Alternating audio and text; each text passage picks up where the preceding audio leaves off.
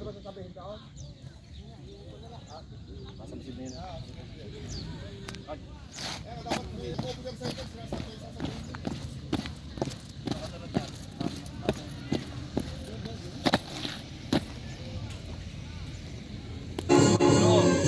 Ano ba ang malupad para sa pasamasid?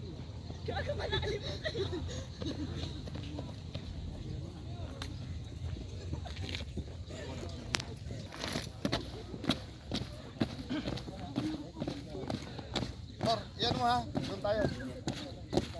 Yan ito para hindi ka malikap. Para doon na magdiretso, huwag nang umikot dyan. Diretso na to. Hindi tayo dadaan dito. Para diretso na tayo.